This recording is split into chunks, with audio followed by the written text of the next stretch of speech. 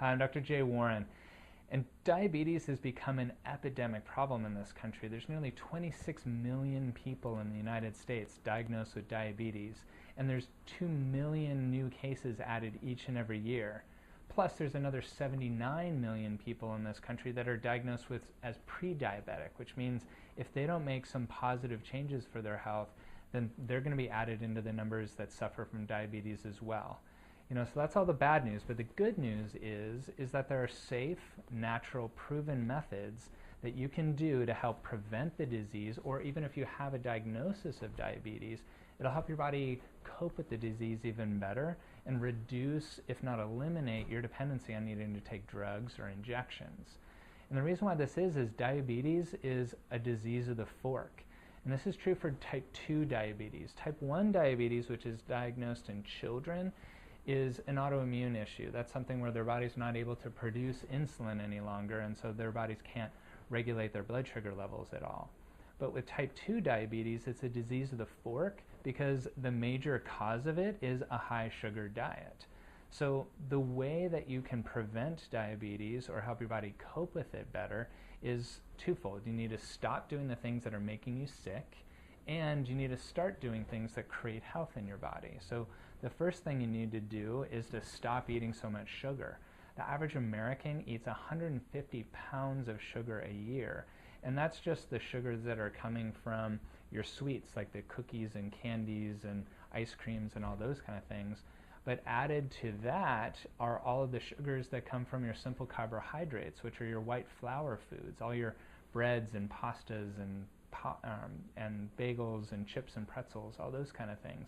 If you're taking in all of that sugar, your pancreas has to work really hard to secrete enough insulin to be able to move that sugar out of the blood and into the cells. But if you're constantly bombarding it with all the sugar in your diet, then your pancreas can't keep up and the blood sugar levels rise, and then you've got diabetes. If you've got diabetes, it puts you at high risk for obesity, for heart disease, you're at greater risk for heart attack and strokes. It can cause problems with neuropathy, kidney failure. You can have seizures, all kinds of crazy health problems, all because you're not able to manage your health or your blood sugar levels too well. So you need to stop eating so much sugar.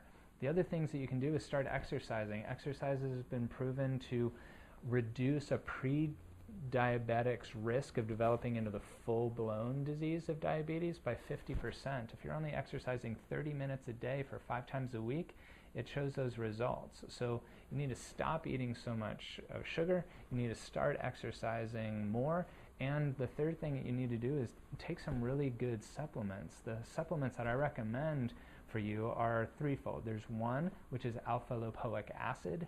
That has been shown to really help a person handle their blood sugar levels better, but it also increases your insulin sensitivity, which means after a time, as a diabetic gets insulin resistant, which means their cells don't respond to the signal as well from insulin. So what the ALA does, or alpha-lipoic acid, it helps sensitize those cells so that sugar can get into the cell once again.